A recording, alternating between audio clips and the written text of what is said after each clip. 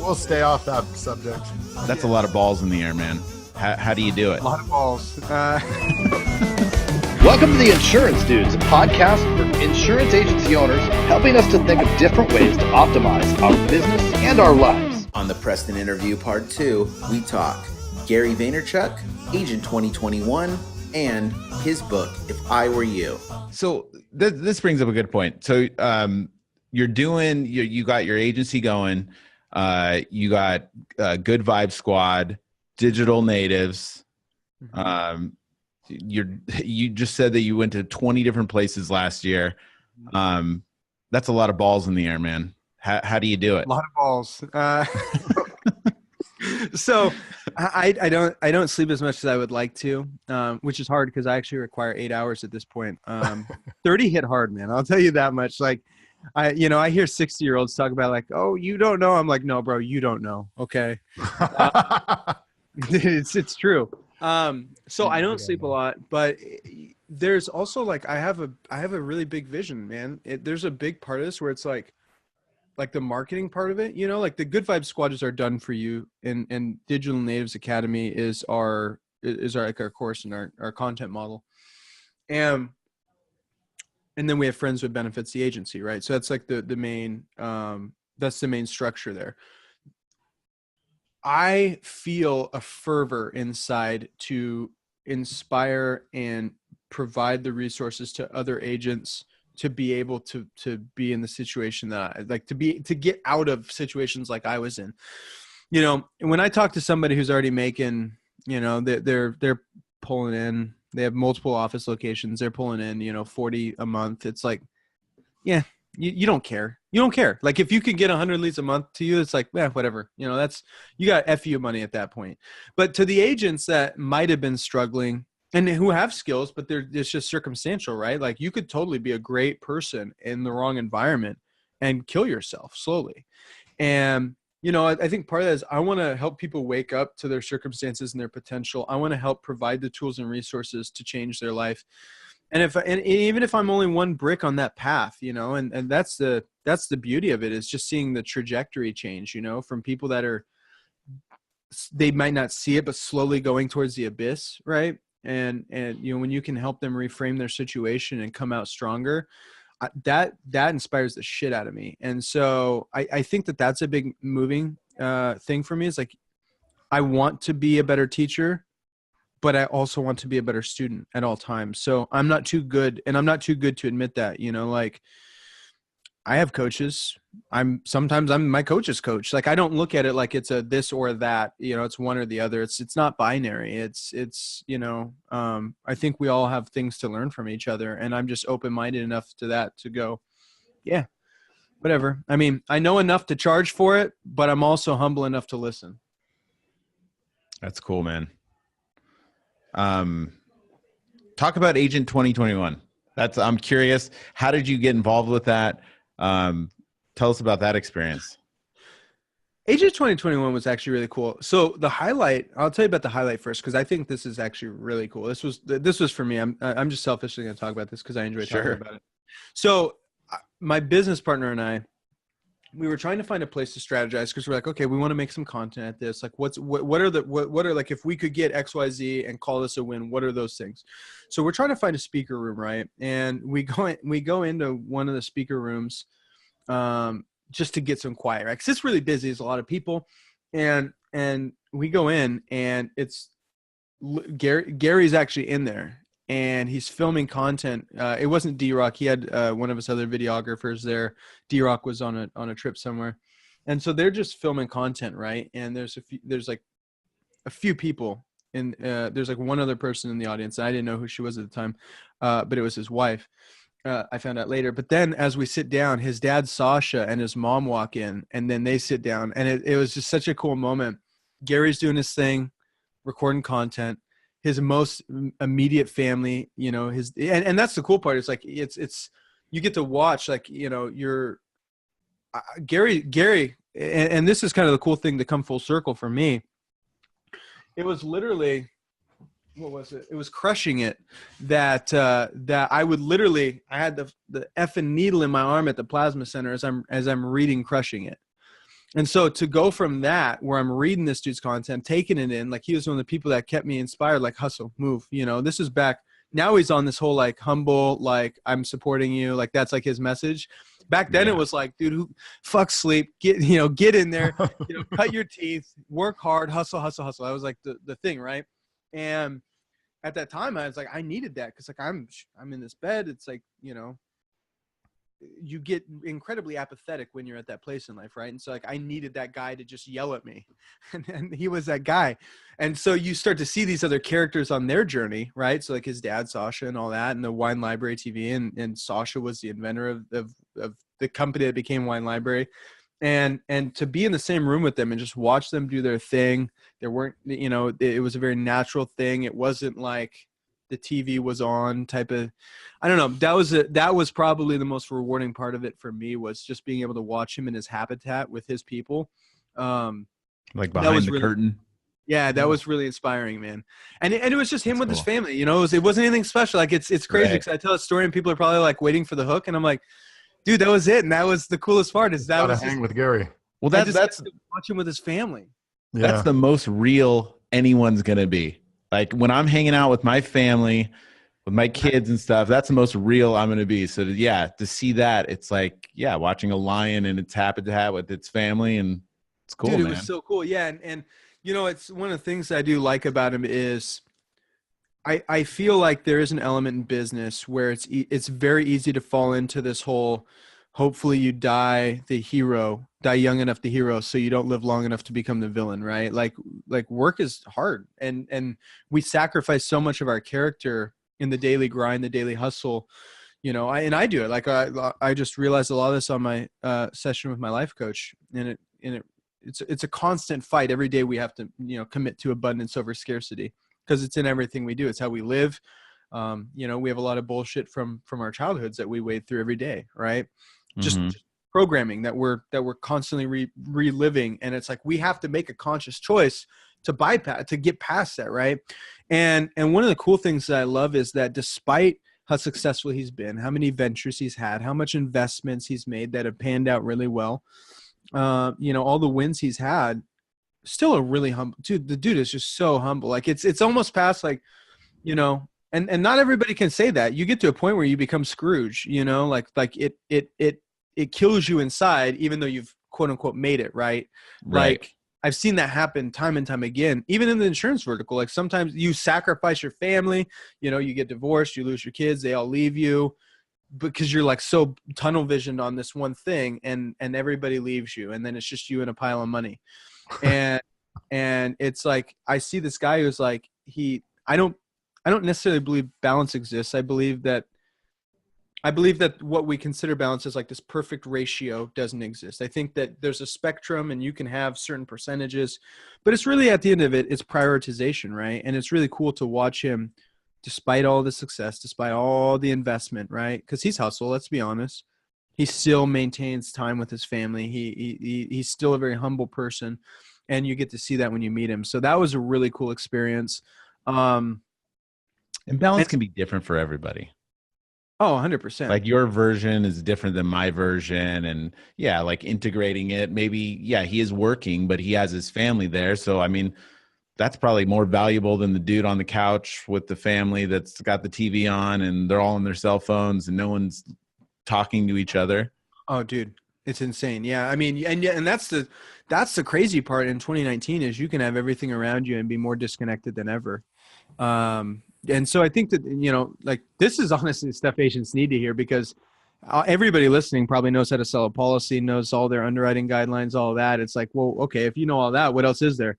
Healthy living, it's like make time for the things that are actually important to you, because eventually they won't be there. They'll die. And that's the most real shit that you'll hear. Right. Like, everything around you is slowly decaying. Yeah. So live like it. You see Preston, you see the young agents, and they have their phone and they're like, oh, I respond to the emails the second they come in. And it's just like the prioritizations everything's out of whack, right? It's like, I removed email from my phone because bless your soul. I'm still the young agent.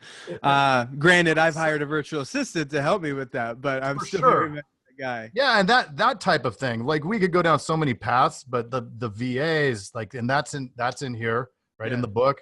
The guy And with we the could, VA. I mean, that's probably a healthy way. So this is actually, I think, the most important part of the book, right? There's a ton of content, and I structured the book to be. Let's kind of go down this for a second. So I structured the book to be like, I wanted it to be something that was valuable. Because if you get it through my funnel, it's only, I think, $8. And so, Jason, you ordered it through my funnel, right? No, I actually ordered it off as Amazon. I ordered on Amazon. What? When do you guys? Okay, well, I got a notification. I'm waiting on the book, so I got the author copies coming in. So I'll ship it out. I swear. No, I know. I'm pretty sure it was you, Jason. Anyways, or somebody's got your email. I don't know. But I did go to your funnel. Maybe I put in when my. you come to the funnel, I've made the book $8, which is just covers shipping, right? It's like that covers all my shipping costs. And the reason I did that is the book has so much content in it because it's technically a novel. Like it has enough to where if you only had $8, that was it, and you had to spend that $8 and invest it, you will get very, very positive ROI if you implement. Oh, I didn't want. Because it's like, you could pay thousands of dollars to get into our course or any other course, and you'll grow if you implement. You could join a mastermind or go to an event, and you'll grow if you implement. But what about the people that are also at the Plasma Center that was kind of the way I structured the book. And so I was like, well, there's three different main struggle points that agents have: money, time, and scaling, right? There's a lot of agents that have lots of money and they haven't seen their family in years. And it's like, okay, so they have a time issue. There's agents that have money and time, but they just keep doing this off the ceiling, right? They can't get through it. Okay, well, they have scaling issues, right? And so I was like, well, okay, there's three different main sets of issues. And so I structured the book based off of that. Like if you had a most immediate need, like you're like, it's literally, I'm eating hamburger helper without the hamburger. Which is I did that, it's like I've done that. Just eating helper, it's like, yeah, and so it's like when you're in that situation, I want you to be able to start at the front, go to the money section, and make some revenue so that you can afford to have the other conversations. But it's like there's also the mid-level agents and the high-level agents. That's like, if you got time issues or scaling issues, then let's segment that. And so we built it to be. To handle those issues. And so my favorite section of that was actually the time, because most agents don't recognize how big their time issues are. Everybody focuses on money, but why do you want money? At the end of the day, like and this is a really healthy exercise, and we'll just try it with one of you guys. So who wants to be Hit me. Okay. So Jason, you're an agency owner, yeah? Yes. Okay. Why are you an agency owner? Because I want to be my own boss. Why? Because I don't like being told what to do, which is funny that I work with Allstate. but that's neither here nor there. Why don't you like being told what to do? I like doing things my own way, even if it doesn't work out. I like that. I like being able to navigate. Why do you like doing things your own way? Because I like the wins and I like the losses. I like both of them, but I like it when it's me at the wheel, making those decisions instead of. I feel like everybody has their super talents. I would say I feel more comfortable in the driver's seat rather than the passenger seat. So this is good. So control's a big thing to you, Jason. So if you ask why 5, 6, 7 times on something, right? Because people always give you a bullshit answer on the first why. Not always, but 90% of the time, because it's the shit that they tell themselves when they wake up and look in the mirror. So if you ask somebody why on something, right? Why do I do anything? If you ask any agent that 5, 6, 7 whys in, they start to get to shit like, because I'm scared that I'm not going to have time with my family and that my kids are going to grow up and I was never there at the dinner table with them and they don't really know who their dad is, even if they're aware of who I am. It's like you start to get to this shit. It's like the first 1 or 2 whys. It's like, well, I want to make more ROI. I want to make sure I'm profitable. It's like it's all this bullshit we have in these district meetings and stuff.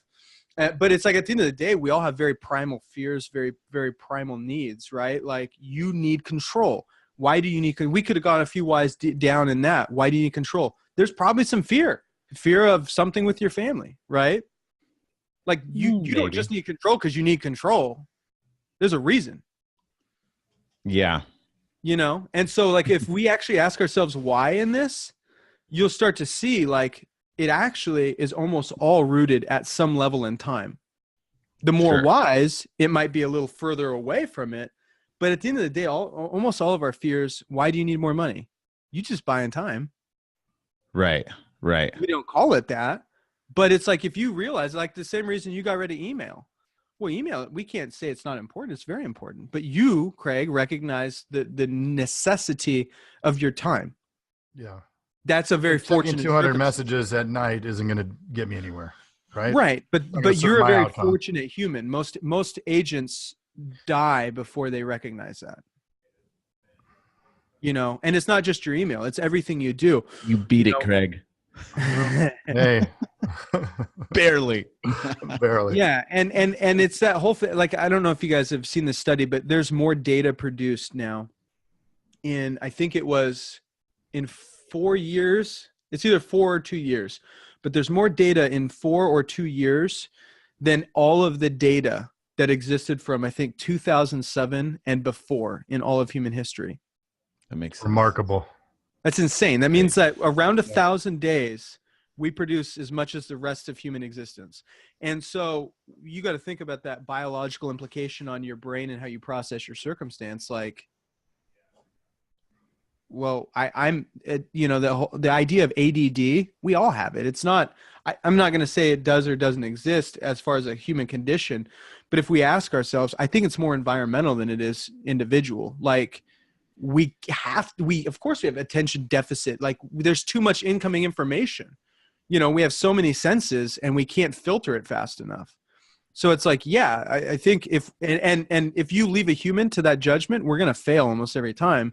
And what ends up happening is we prioritize the money because it's quantifiable and it's measurable over the time because it's more blurry, right? It's like, but when you ask those whys, you start to get down to the core issues, and it's almost always time. And so when I was writing the book, we put a lot of emphasis there, you know, like you were talking about virtual assistants. Dude, some of that stuff is a game changer, especially when you start going into it. Because there's a company called Agency VA that does virtual assistants. A good friend of mine, Wes Anderson, is one of the founders, and I helped them. We just restructured their entire sales process, and we created like a 25-point checklist for agencies, right? And what ends up, and it's great. I mean, it's free tool that they do on their in their sales process, and it really gives transparency. And it's funny to watch agents come in. You ask an agent, well, what do you value yourself at? Oh, I'm, $300 an hour. Easy. Okay. Well, are you answering phones? Well, absolutely. What's that worth to you? $15 an hour. Okay, great. How many hours a day are you doing that? Wow, that sounds really valuable, Bill. It's like you start to recognize you say you're $300 an hour, but what you say and how you act are not in alignment. And so it's like, when you start to micro assess your day, you realize, wow, okay, I'm not in integrity. I'm not that valuable. I mean, I am. I know I am. I know my potential is valuable, but the way I live is not. I live like I'm only worth $15 an hour. And there's a lot of fear around that, right? Well, if I don't do it, who's going to do it? My team doesn't do it right, so I'll do it. It takes more time to delegate it, than just doing it myself. Well, how many times? All the excuses. Right. All the excuses. It's still a $15 an hour task, and you're doing it. So you can't say you're $300 an hour. Like that Right. is in integrity, and you have to either be honest or just continue to lie to yourself and then live with the repercussions. Sure. So You got to identify the leverage, the points where you can get that leverage, right? Time, 168 hours, right? That's how many hours everybody has in a week. Right. And so the book was really geared around, I didn't want it to just be for the person who just needs the now money. It's like, this is a mindset issue as well. Like, how are we going to make this something that's valuable for somebody, whether you're a 1-year agent or a 25-year agent? Because some of this is just not even industry specific. It's like, you have to value yourself. Everybody that's listening to this is incredibly valuable. Whether they're living that out is a different story. 100%. Yep. I think that was the big shift when I took over this agency was the first year. I mean, I was trying to do it all, which was good. And I knew it because I think anybody needs to get, like, if you're going to open a restaurant, you better have bust. You better have been washing dishes at some point. I only say that because I come from the restaurant industry. So Nice. But like, I think that's awesome. I did all that stuff. And I mean, I tell even my staff that some of the happiest I ever was when I was, you know, bussing and doing a good job and working your way up and just Simple life. crushing it. Yeah. Well, and I think there's also a respect thing too there. I mean, you know, like, let's just relay it back to combat, because I think combat's very black or white. Like it is what it is. Like, you know, it's emotionless. You know, if you look at, like, would you rather have an 18-year-old lieutenant take you into the combat or like a 30-year-old full-time deployed sergeant? I'll take the lower ranking sergeant that's seen it, done it, Right. been it, you know? Experience. So it's like, you know, there's only so much schooling you can have. I mean, some of it, you just got to get kicked in the teeth and know what your own blood tastes like. Right. Well, that's pretty much, from your story, is pretty much how you got where you got. Like, Yeah. you wouldn't have, if you weren't, you know, giving blood for, you know, for leads and all that stuff. And I mean, it kind of changed your mentality, it sounds like. 100%. There's a higher value on it too. I wouldn't, you know, it's a weird thing to do, especially because I have like PTSD around it. And that's what we talk about sometimes on my life coach calls. But I wouldn't trade it in. Like if I could go back and no, it's like if it, you know, sometimes you just need to be forged in the fires of hell, you know, like, I don't know that you can get those lessons in another way. Like, it's just the hard lesson, you know? I agree. And it's unavoidable. Like, it's like, if you want to avoid the hard lesson, you're really avoiding growth, is really what it is at the end of the day. Yeah. But yeah, so, you know, that to kind of get into that, Craig, I think that, you know, virtual assistants are nice. Time leverage is really important, because money is good, but like, at the end of the day, what are you doing it for? Like, if you want to invest, you're buying your time later, right? You're just, where do you want to buy your time? Do you want to buy it now? Do you want to buy it later? Do you want to buy it? Where are we buying time? And, you know, once you can reallocate that, I think you become a much more successful agent. Because you also realize the value of your staff in the tasks that they do. And things start to get measured differently, right? It's like, not all ROI is immediately quantifiable, which was an interesting thing for me to learn on my journey, because I got into all this because it's like, oh, I can quantify it now. And it's like, well, some things aren't, though, you know, like relationships, culture, like how do you, but despite how unquantifiable they are, one of the most necessary things you can have as an agency, especially as you get staff. If you don't have culture, you're dead, you know? Yeah. And I see agents that complain. They're like, I can't retain people. People quit. People are assholes. You know, people Look are, in the like I mirror. said today in a forum, people are greedy. I can only retain agents for 2 years until they get greedy and leave. It's Yeah. like, wait, let's actually evaluate that, bro. Right. Your shoes, is that greedy, or did they just not get what they needed as a human being? I mean, let's be honest here. Or if they moved on and they grew, man, be proud of that. Like, you help instill that, Right. hopefully. Yeah. Or they're running. That's a great point, man. That's a great point. So yeah, man, I'm really hoping that the book makes an impact. I mean, our goal is to distribute 50,000 of them this year. We're a decent way onto that. We're going to start pushing a lot harder, but if we can get it out to even a fraction of that, and we can change some lives, then mission accomplished, you know?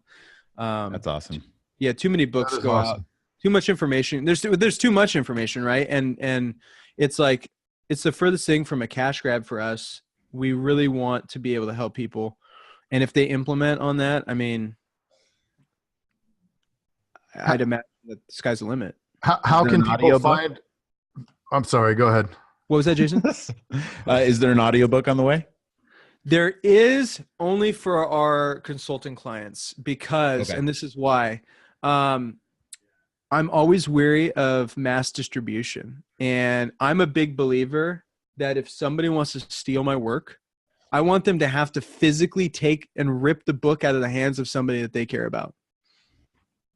Nice. Hand to hand. And if you're willing to steal it out of somebody else's life physically, then you need it. You know? need it. Yeah.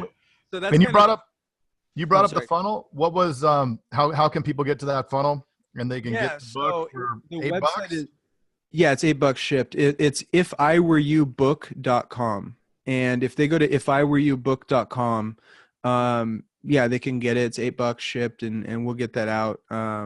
We'll make sure that because the goal is just mass distribution. Like, it's a very specific book. Obviously, I wrote it with the intention of, I don't care if you read it. Like, if you're in the real estate community and you're like, oh, this looks good. Like, yeah, hopefully you pull something. But it was specifically written, as you went through it, the verbiage is very, like, it is insurance lingo. It was written for the agent, So yeah, they can go there. They can get a copy. If it comes through, I try to spend the time to, personalize and put a personal message in there for everybody that orders, just because, if you took the time to go through it, I want to connect at some level. But and it's very, even though it's written from the perspective of an independent, I think that my former captive life bleeds into it too, because I didn't want it to write it. I don't think it would apply heavily to like a life and health, like, how like Allstate has like those, I can't remember what they're called right now, but they're like financial. EFS. Yeah. I don't think it would. I mean, I don't think they'd get terribly much out of it. I do talk about life insurance a little bit in there, but like, I don't really care. I mean, they can figure it out. That's a life I don't really talk too much about. But PNC, whether you're captive or independent, you should be able to pull a bunch of nuggets out of there. Hey, thanks for checking out the Insurance Dudes. Hey, please subscribe. We got some really great stuff coming out.